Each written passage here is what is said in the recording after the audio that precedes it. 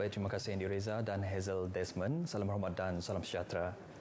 Jenazah 6 daripada 9 mangsa tragedi di Jeti Triso itu selamat dikebumikan dalam satu liang lahat di Tanah Perkuburan Islam Kampung Hulu Sri Aman pada pukul 5.20 petang tadi. Manakala mendiang Lorna Ting dan dua anaknya Wallace Pang, 7 tahun dan Elvin Pang, 12 tahun, akan dikebumikan di Nirvana Memorial Park, Jalan Sibu, Bintulu. Kesemua 6 jenazah yang dibawa dari Hospital Sri Aman tiba di Tanah Perkuburan pada pukul 5 petang selepas proses bedah siasat selesai. Sebelum itu, jenazah Siti Aisyah Abdullah 36 tahun, Muhammad Ahmad Muhammad Hamzah 4 bulan, Muhammad Mustaqim Muhammad Hamzah 5 tahun, Muhammad Aiman Muhammad Hamzah 7 tahun, Khairuniza Muhammad Hamzah 14 tahun dan Nur Syuhada Muhammad Hamzah 16 tahun disembayangkan di Masjid Bandar Besar Sri Aman. Suasana pilu menyelubungi kawasan perkuburan setiap kali jenazah diturunkan ke liang lahat. Lebih 20 ahli keluarga dan kenalan hadir memberi perhormatan terakhir. Dalam kejadian kira-kira jam 3.05 petang semalam, kenderaan pacuan 4 roda yang dinaiki kesemua mangsa berundur selepas kapasiti feri Triso ketika itu penuh. Bagaimanapun, kenderaan itu tiba-tiba meluncur ke arah sungai lalu terjunam dalam arus yang agak deras. Baru saja kehilangan suami kurang 2 tahun yang lalu, Munah Agun kembali diselubungi duka. Kali ini ia lebih memeritkan apabila 2 anak perempuan bersama 7 cucunya terkorban dalam tragedi di Jeti Triso. Munah Agun, ibu kandung kepada Allahyarhamah Siti Aisyah Abdullah dan mendiang Lorna Ting, semasa kejadian dalam perjalanan yang sama dengan mangsa untuk ke Kuching dengan menaiki sebuah lagi kenderaan bersama anak lelaki, menantu dan beberapa orang cucu. Mereka sekeluarga bertolak dari Sibu dengan menaiki 2 buah kenderaan dan bergerak secara konvoi. Anaknya mendiang Lorna, pemandu kenderaan pacuan 4 roda, mengambil keputusan untuk mengguna laluan jalan pesisir menggunakan feri Triso kerana jarak perjalanan lebih dekat. Munah yang berasal dari Kapit memberitahu dia pada mulanya tidak berhasrat untuk pergi ke Kuching. Namun perasaan kurang senang mendorongnya untuk menyusul dari belakang bersama anak lelaki dan menantu serta cucu yang lain. Kami dulu dan depan Mbak Peri, jadi aku tahu dan depan Mbak Peri. Pansuat ku hari kelita Mbak Perinya. Kak Kemei. Empai sih dah ya bedau. Abang yang mek dudi. Dan depan Peri aku Kak Kemei pansuat hari kelita tanya ada bisik tanah sigat aku kan bisik ko nyen. Baru Kak simpan sen 20 sen ku dia. Sekali aku maliak mendak kelita ya ada mutuang. Yo makanya mutuang motora. Lu pelantiang kai. Mutuang hari atas.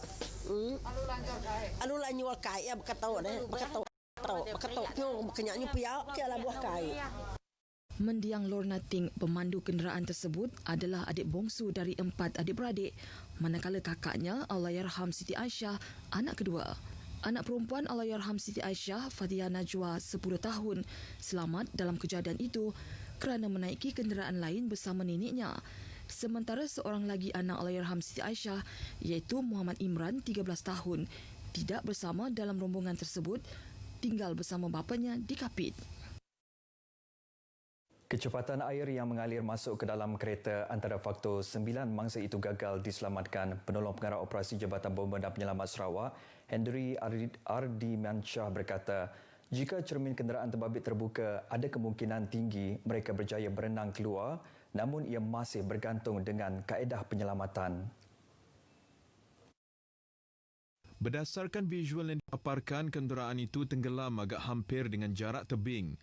Memang masa begitu penting dan tambahan apabila keadaan sungai memberi risiko lemas kepada mangsa-mangsa.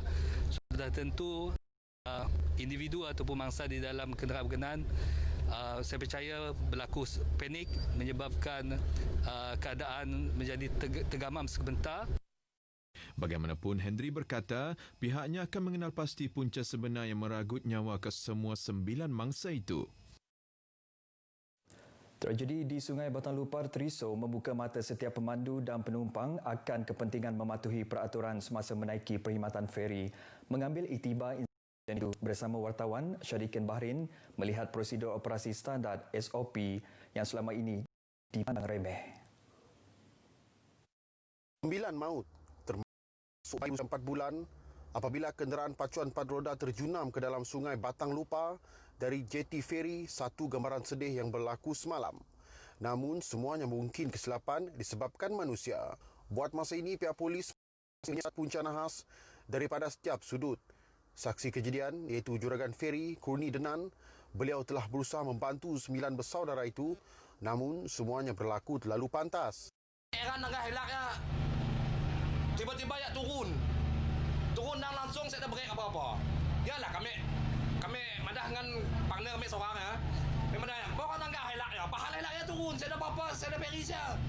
Yalah heran dengan helaknya turun ya terus masuk air ya terus. Kejadian yang mengorbankan sekeluarga itu membuatkannya tertekan kerana dituduh tidak cekap sehingga berlakunya insiden tersebut. Kini tu media sosial semua nak nyalah kami orang madah apa kedudukan feri masih saya penuh suruh ghostan lah siap dah benda yang siap dah.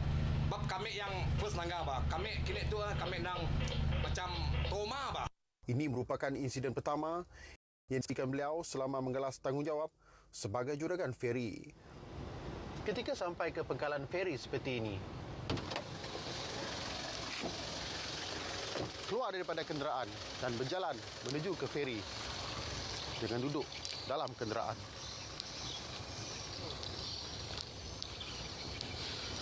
Walaupun feri belum tiba lagi. Fokus selepas ini adalah menambah baik perkhidmatan feri di seluruh negeri. Menyifatkan ia sebagai tanggungjawab utama kerajaan, kerja naik taraf itu akan ditanggung sepenuhnya kerajaan negeri. Jadikan insiden menyayat hati itu sebagai pengajaran kepada semua pihak betapa kecuaian membawa padah. Syarikin Bahrin, Berita RTM. Prosedur operasi standard SOP penumpang feri perlu dikuatkuasakan semula. Timbalan Ketua Menteri Tan Sri Dr. James Jimun Masim berkata, insiden yang mengorbankan 9 nyawa di jeti feri Triso menjadi iktibar betapa prosedur keselamatan ketika berada di atas feri wajib dipatuhi. There will be a railing on both sides of the ferry point, all in Sarawak. And I've instructed Datuk Jolahi to talk with JKR to implement the strong railing yang tebal tu. Railing tu. So that whatever happen, got rail tu, nothing can fall out of it. Sehubungan itu, beliau berkata kerajaan berhasrat untuk terus meningkatkan akses di semua kawasan termasuk meneruskan pembinaan Jabatan Sungai Batang Lupar sejauh 5.1 km dengan peruntukan kerajaan negeri. Beliau ditemui media semasa meninjau lokasi kejadian di tebing Sungai Batang Lupar, Triso pagi tadi. Dalam pada itu, beliau menasihatkan masyarakat menghentikan tuduhan terhadap juragan yang dikatakan tidak cekap termasuk kaki tangan feri dalam mengendalikan insiden itu. Menurut beliau, kenderaan terbabit tidak jatuh dari feri tetapi meluru jatuh dari landasan feri. Beliau turut memaklumkan kerajaan telah membelanjakan sejumlah 78 juta ringgit subsidi setahun bagi 12 jeti feri yang beroperasi di seluruh negeri. Dalam pada itu, Menteri Pengangkutan Datuk Lee Kim Chin berkata, Lembaga Sungai Sarawak akan menjalankan siasatan dan menyediakan laporan penuh tragedi Triso. Pada masa sama, Jawatan Kerja Raya yang bertanggungjawab ke atas perkhidmatan feri di negeri ini akan menyediakan laporan mereka sendiri. Jelasnya, pihak kementerian juga meningkatkan langkah keselamatan dengan meneliti cadangan pakar keselamatan feri untuk mengelak kejadian itu berulang. Ketika dihubungi pemberita RTM, Datuk Lee berkata, insiden itu adalah kejadian yang sangat malang yang terjadi pada permulaan tahun 2021. Jalan pesisir di Sarawak masih selamat digunakan untuk semua jenis kenderaan meskipun perlu melalui beberapa sungai menggunakan perkhidmatan feri. Menteri Infrastruktur dan Pembangunan Pelabuhan Sarawak, Datuk Jolahi Narawi memberitahu, laluan ini popular ketika terutamanya musim cuti panjang kerana tempoh perjalanan lebih singkat berbanding lebuh raya Pen Borneo yang sedang dalam pembinaan. Pada keseluruhannya, jalan raya itu masih lagi boleh digunakan dan masih selamat digunakan. Cuma nasihat saya bila berada di feri, dinasihatkan supaya para pengguna mematuhi peraturan-peraturan yang boleh kita lihat di semua feri yang berkaitan. Jadi kita boleh nampak ada notis di situ. Beliau merangkap ahli Dewan Undangan Negeri Subuyau ditemui pemberita RTM di Subuyau selepas bersama rombongan timbalan Ketua Menteri Tan Sri Dr. James Jimut Masing yang melawat kawasan di Jeti Feri Triso. Bersimpati dengan kejadian tersebut, beliau berharap kejadian serupa tidak berulang dengan mengikut beberapa peraturan baharu yang akan diperketatkan dalam tempoh terdekat. Sementara itu, Menteri Perdagangan Dalam Negeri dan Hal Ehwal Pengguna Datuk Seri Alexander Nantalinggi akan berusaha membantu ibu kepada Allahyarhamah Siti Aisyah dan Lorna Ting yang memerlukan tapak baharu untuk pembinaan rumah. Datuk Alexander yang juga ahli Parlimen Kapit ketika ditemui pemberita di Hospital Sri Aman memberitahu buat masa ini ibu mangsa tinggal di Kampung Baharu di Pekan Kapit. Kita akan bincang dengan keluarga ini, akan membantu juga sebab mak dia tadi dah cerita tentang nak mungkin cari tempat tapak kediaman baru nantilah. Nanti kita akan bantulah di Kapit. Terdahulu, beliau dan isteri Datin Sri Angelina Celestine Ujang meluangkan masa melawat keluarga mangsa tragedi Feri Triso di Hospital Sri Aman.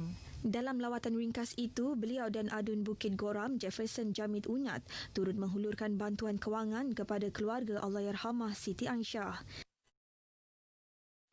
Baik, saudara, paparan itu tadi mengakhiri berita dari Sarawak. Kami mengucapkan salam takziah kepada keluarga mangsa tragedi di Sungai Batalupar.